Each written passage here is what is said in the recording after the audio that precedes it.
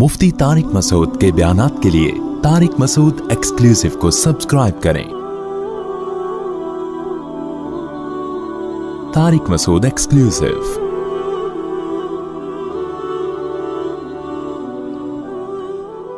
अल्लाह ताला ने इंसानों को बनाया ताकि लोग अल्लाह को पहचाने, अल्लाह से गाफिल ना हो, सबसे ज़्यादा वैल्यू अल्लाह को दें, तमाम मखलूक को, तमाम मोहब्बतों को, तमाम चाहतों को अल्लाह से कम रखें। सबसे आगे किसको रखें? अल्लाह ताला को।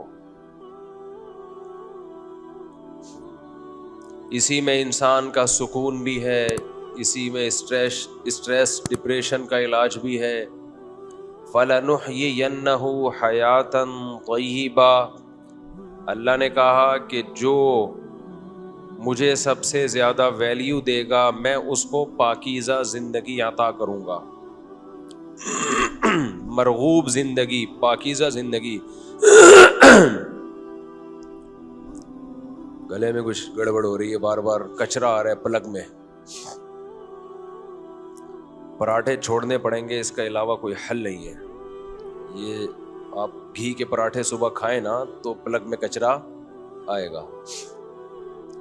दूध की चाय से भी आता है पलक में कचरा, ज़हन में रखो। दूध की चाय भी ना वो करती है, बलगम पैदा करती है। और बहुत सारी चीज़ें फिर कभी इंशाल्लाह सेहत के बारे में कभी बात करेंगे इंशाल्लाह।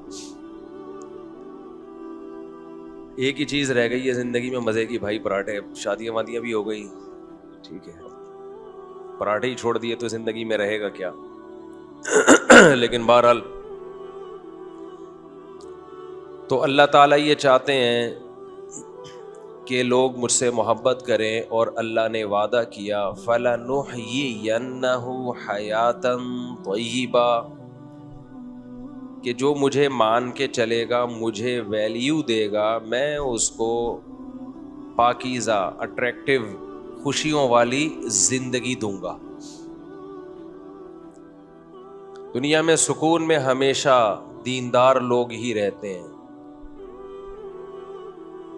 ये जो बेदीन लोगों की खुशी है ना, आप कहते हो नहीं जी बेदीन लोग तो बहुत हंसते खेलते नजर आते हैं, उछलते कूदते हा हा हू ही करते।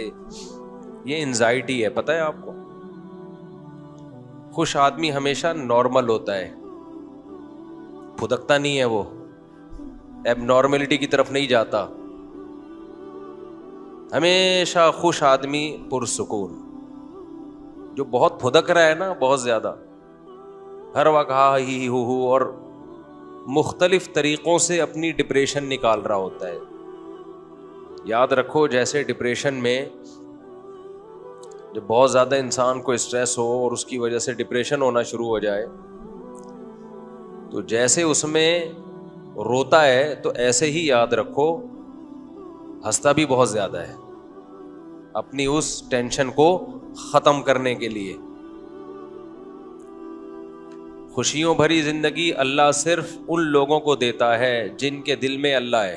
तो हजरत हकीम अख्तर साहब रहिमहुल्लाह ताला बड़ी प्यारी मिसाल दिया करते थे। चूंकि ये उनकी मिसाल है इसलिए उनके नाम से बयान कर रहा हूं मैं। फरमाते थे कि देखो, इंसान अल्लाह को नाराज करके खुश होने के असबाब इख्तियार करता है।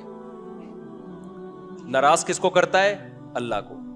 जिना के जरिए, शराब के जरिए, दौलत की लूट खसूट, हलाल हराम की परवाह किए बगैर दौलत, अगर हलाल तरीके से आ भी गई तो इतराना शुरू कर देता है खुश होने के लिए।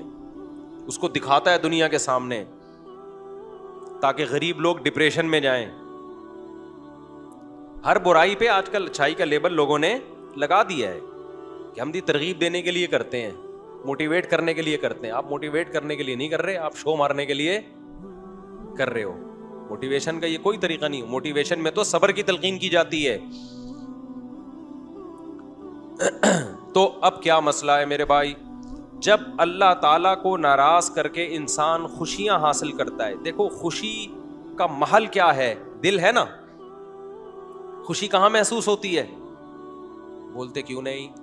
हाथों में। मेरे हाथ बहुत खुश हैं, हाथों में होती है खुशी।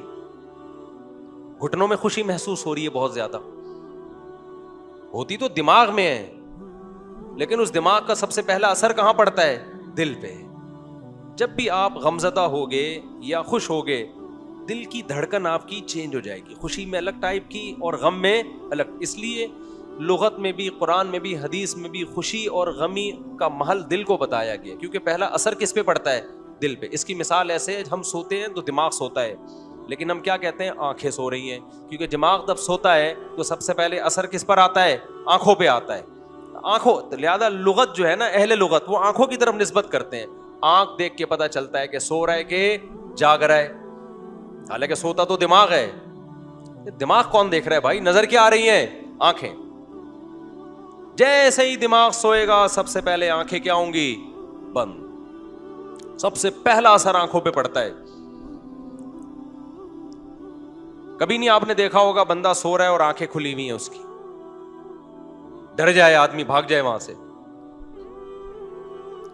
تو جب ہم دماغ سے کچھ سوچتے ہیں, غم ہوتا ہے, خوشی ہوتی ہے, اس کے اثرات سب سے پہلے کہاں پڑتے ہیں؟ کہتے ہیں نا دل. تبھی دنیا میں محبت میں, نفرت میں مثالیں کس کی دی جاتی ہیں؟ دل کی. تو قرآن بھی چونکہ ایک زبان میں نازل ہوا ہے نا, تو قرآن نے بھی دل ہی کی طرف نسبت کی ہے. تو اب یہ دل جو ہے نا, دل یہ ہے دلوں کا, یہ ہے جسم کا بادشاہ. تو خوشی کا محل, جہاں خوشی محسوس ہوتی ہے, وہ جگہ کیا ہے؟ بولو, دل. آپ خوشی کے اسباب اختیار کرنے کے لیے کبھی زبان کو لذت دیتے ہیں اچھے کھانے کھا کے, ہو بھی جاتی ہے, دل میں خوشی محسوس ہوتی ہے. کبھی ہاتھوں کو لذت, کبھی نظر کو لذت, کبھی کانوں کو لذت, گانے سن رہے, تھرتھرا رہے. کمال کی بات یہ ہے کہ اللہ نے یہ سارے اعضاء آپ کے اختیار میں دے دیے. آپ اپنے ہاتھ کو جدھر چاہیں گھمائیں, آنکھوں کو جدھر چاہے گھمائیں, زبان سے جو چاہیں بولیں, جو چاہیں کھائیں. لیکن جو جہاں سے ان تمام اعضاء کو اپنی چاہتوں میں استعمال کر کے جو خوشی حاصل ہوتی ہے, محسوس ہوتی ہے, وہ ہوتی کہاں ہے؟ دل میں. وہ آپ کے کنٹرول میں اللہ نے رکھا ہی نہیں ہے. وہ آپ کے کنٹرول میں اللہ نے, بولو, رکھا ہی نہیں ہے. تو حکیم اختر صاحب رحمہ اللہ تعالیٰ فرمایا کرتے تھے کہ اللہ ہے بادشاہ. بادشاہ جب کسی ملک پہ چڑھائی کرتے ہیں تو ان کا ہدف چپڑاسی اور گلی کے جمعدار نہیں ہوتے. بادشاہوں کا ٹارگٹ بادشاہ ہوتے ہیں. سمجھ میں نہیں آ رہی بات؟ میرا خیال ہے بادشاہوں کا ہدف کیا ہوتا ہے؟ بادشاہ ہوتے ہیں. وہ دائیں بائیں جانے کی کوشش, کبھی بادشاہ نے دیکھا کہ بادشاہ نے کسی ملک پہ چڑھائی کی ہو اور اپنے فوجیوں سے کہا ہو کہ بادشاہ اور وزیر کے علاوہ جتنے جو گلی محلے میں جمعدار گھوم رہے ہیں سب کو گرفتار کر کے لے آؤ. وزیر بولیں گے بادشاہ سلامت, کیا ہو گیا؟ وہ ان کا کیا لینا دینا ہے یار؟ گرفتار اگر کرنا ہے تو آپ ہمارے ذمہ کام لگائیں, ان کے آرمی کے چیف کو گرفتار کریں ہم, آپ ان کے جو کمانڈر ہے اس کو گرفتار کریں, گورنر کو گرفتار کریں, اور آپ تو ہمیں آرڈر کریں کہ ہم بادشاہ کو گرفتار کر کے لائیں. آپ آرڈر تو کریں. بادشاہوں کی سوچ نیچی ہوتی ہے یا اونچی ہوتی ہے؟ تبھی اسلامی سلطنت میں جتنے بادشاہ گزرے سب کی 4 بیویاں تھا. استغفر اللہ, پھر ٹاپک دوبارہ آ گیا. ایک دفعہ کوشش کرتا ہوں. اس سے پتہ چلتا ہے کہ جن کی 4 بیویاں ہوتی ہیں ان کی سوچ کیسی ہوتی ہے؟ بادشاہوں والی ہوتی ہے. چاہے خود بادشاہ نہ بھی ہوں, گھر میں غلام ہو جائے, استغفر اللہ, پھر دوبارہ سچ نکل رہا ہے, یعنی چاہے وہ بادشاہ نہ بھی ہوں, گھر میں بھی اچھی زندگی گزار رہے ہوں, لیکن بادشاہ نہ بھی ہوں, لیکن سوچ کیا ہے ان کی؟ اب دیکھو چپ ہو گئے نا. سوچ کیا ہے؟ بادشاہوں. اس لیے شوق 4 کا رکھو.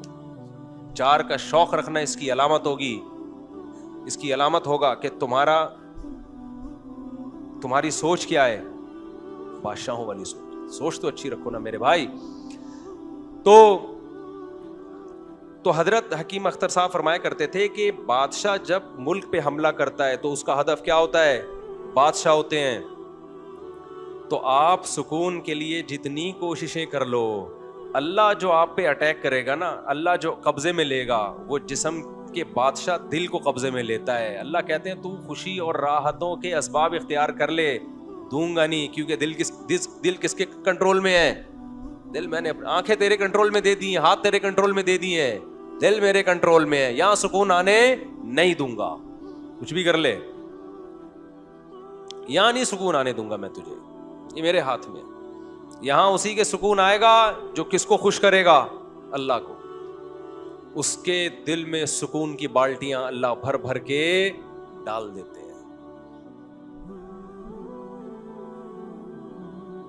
فَلَنُحْيِيَنَّهُ حَيَاةً طَيِّبَةً, یہ اس آیت کا مفہوم ہے کہ ہم بہترین پاکیزہ زندگی دیں گے ان لوگوں کو جو مجھے یاد رکھیں گے, جو میری محبت کو دل میں جگہ دیں گے. تو میرے بھائی اپنی ڈکشنری سے اللہ کے سوا سب کو کیا کر دو, نکال دو. سب باطل ہے. جس سے محبت کرو کس کے لیے, اللہ کے لیے.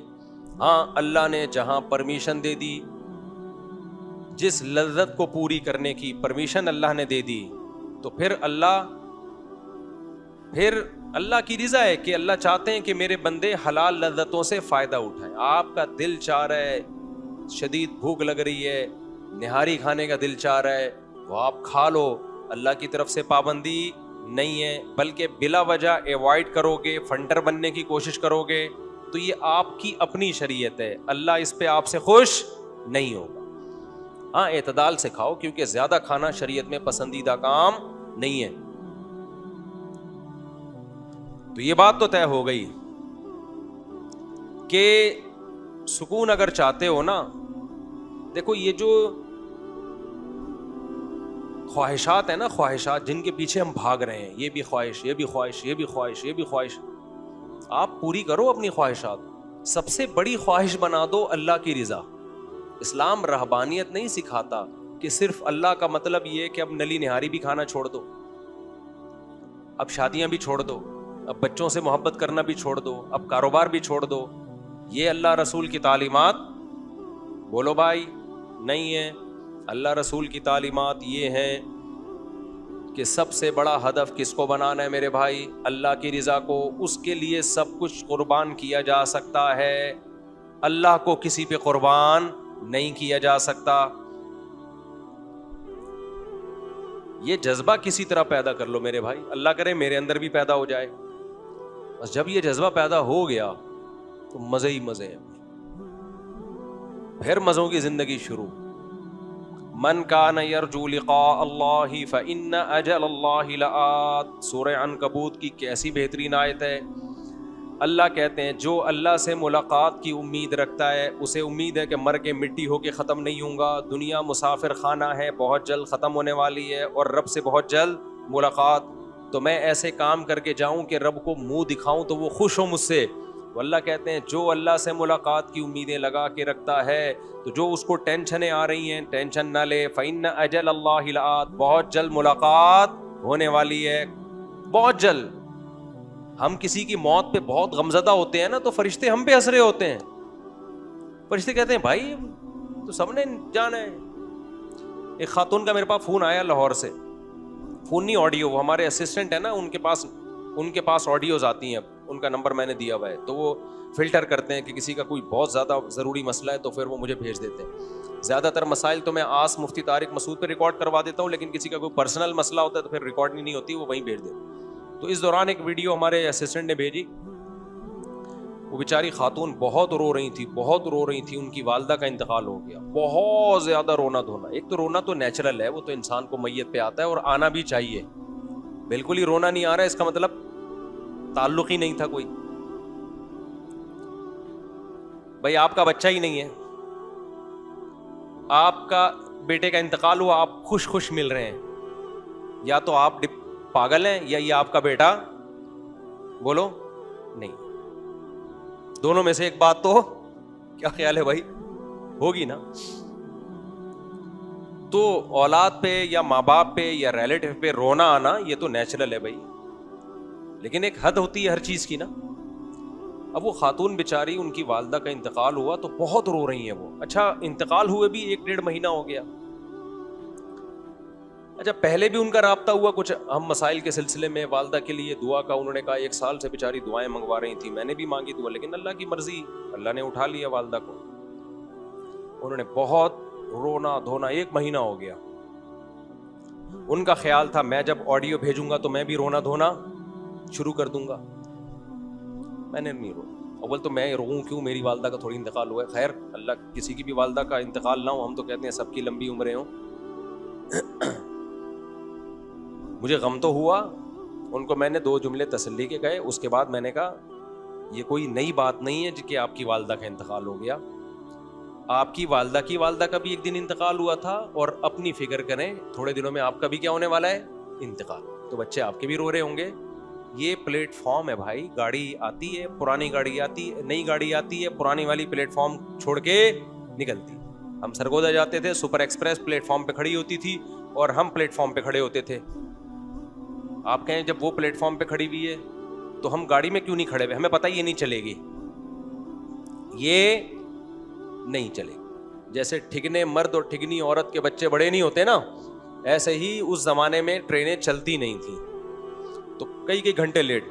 تو اب پلیٹ فارم پہ جب پرانی گاڑی پلیٹ فارم چھوڑ کے نکلتی ہے تو پھر نئی گاڑی آتی. نئی گاڑی کے آنے کے لیے پرانی کو چھوڑنا پڑتا ہے. تو بھائی آج ہم کسی کے ماں باپ ہیں, آج ہم مریں گے, کل ہمارے بچے مریں گے, کل ہمارے ماں باپ دنیا سے گئے تھے, دادا دادی گئے تھے, نانا نانی گئے تھے. یہ تو ایک چکر لگا ہوا ہے. موت کے لیے پیدا کیا گیا ہے, زندہ رہنے کے لیے تو پیدا کیا ہی نہیں ہے. تو جس کام کے لیے پیدا کیے وہ کام نہیں ہوگا کیا؟ اس میں اتنا ٹینشن لینے کی کیا بات ہے بھائی؟ سب مریں گے بھائی, سب نے ایک ایک کر کے پتلی گلی سے بولو نکلنا ہے. عربوں میں بڑی خاندانی چیزیں ہیں بعض, کیونکہ ہم لوگ ہندوؤں کے ساتھ بہت رہے نا, تو ہمارے یہاں موت زندگی کو بہت زیادہ ویلیو دی جاتی ہے. عرب نہیں زیادہ لفٹ کراتے.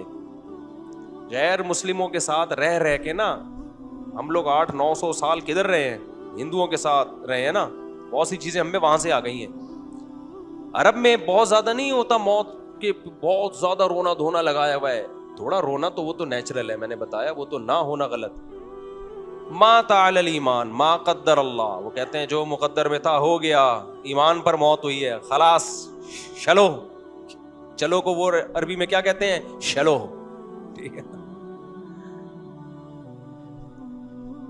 تو میں نے اپنے بارے میں کچھ وصیتیں کی ہیں کہ میں مر جاؤں تو کیا ہوگا, وہ میں نماز کے بعد وصیتیں بتاؤں گا انشاءاللہ. مجھے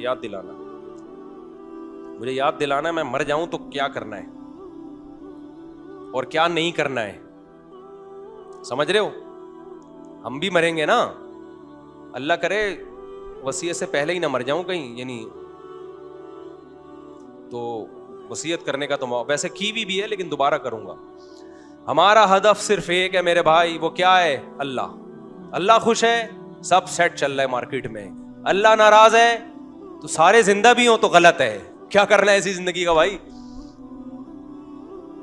مسلمان کا ہدف کیا ہوتا ہے, ایک اللہ. مسلمان کا ہدف کیا ہے, ایک اللہ بس, اور کچھ بھی نہیں ہے. تو اللہ کی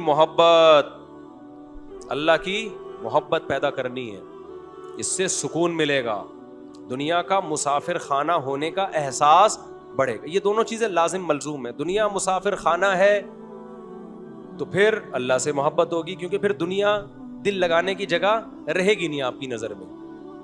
پھر آپ کا دل خالی ہو جائے گا. کس کی محبت کے لیے؟ اللہ کی محبت. دل تو کسی نہ کسی کو چاہتا ہے, دل خالی نہیں رہتا. دنیا نکلے گی تو اللہ آئے گا, اللہ نکلے گا تو دنیا آئے گی. سمجھ رہے ہو کہ نہیں سمجھ؟ اب جن کے دل میں اللہ کی نہیں ہے محبت, ان کے دل میں دنیا کی ہوس ہے, دنیا کی محبت کے گٹر ابل رہے ہیں ان کے دلوں سے.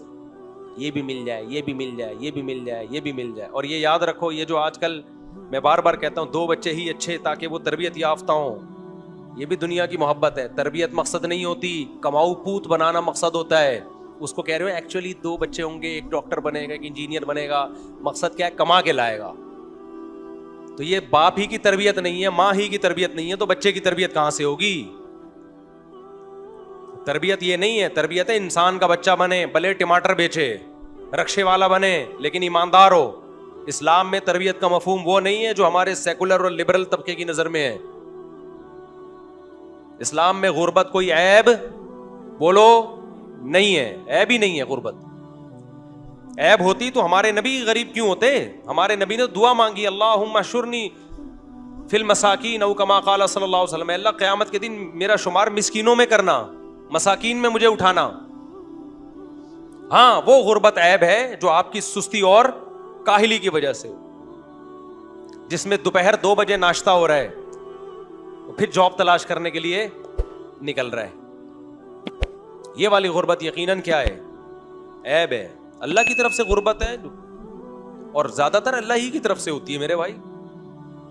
ہر ایک کو اللہ امیر بنائے گا ہی نہیں. اللہ نے کہا ہے کہ لِيَتَّخِذَ بَعْضُهُمْ بَعْضًا سُخْرِيًّا, میں سب کو امیر نہیں بناؤں گا, کچھ کو امیر بناؤں گا, کچھ کو غریب, تاکہ امیروں کا کام بھی چلتا رہے. سارے امیر ہو گئے, سب کی فیکٹریاں کھل گئیں, تو ملازم امپلائی کون ہوگا؟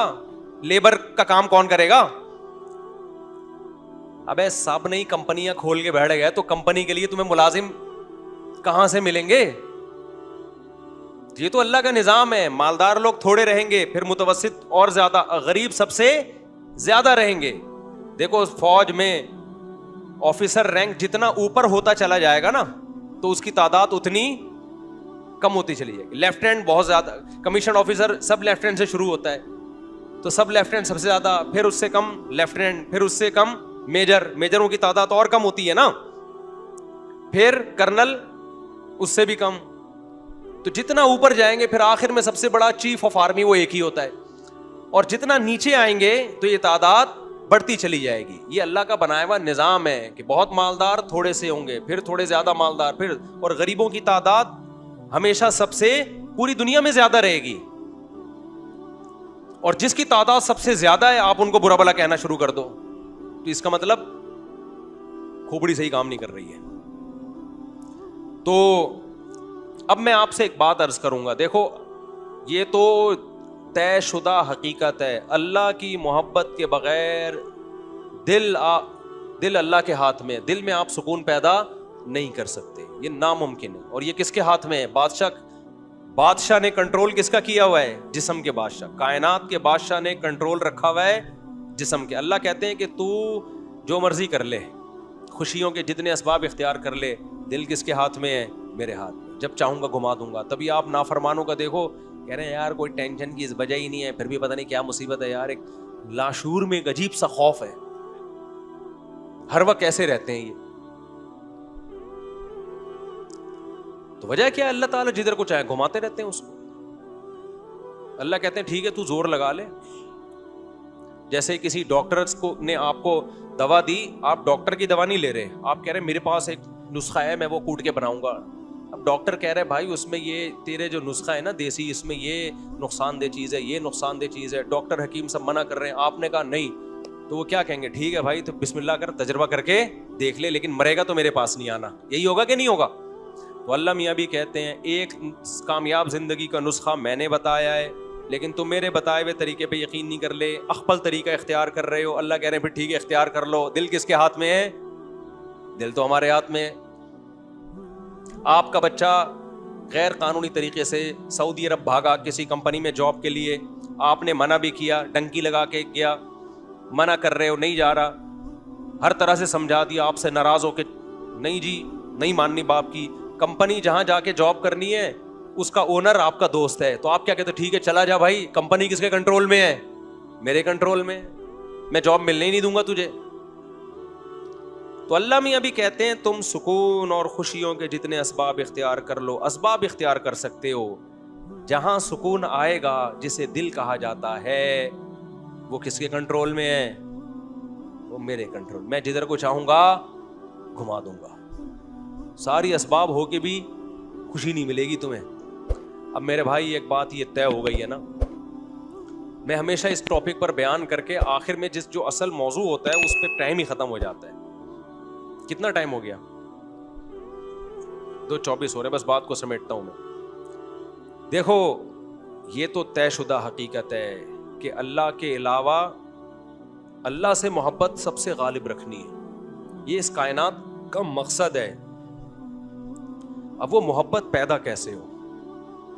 وہ محبت, اس کے لیے بہت سارے طریقے علماء بزرگان دین اختیار کرواتے ہیں. اب لوگوں نے بزرگوں سے تعلق ہی چھوڑ دیا تو نتیجہ کیا نکلا کہ جہاں دیکھو ہر چیز اس کی مارکیٹ سے ملتی ہے نا, کیا خیال ہے؟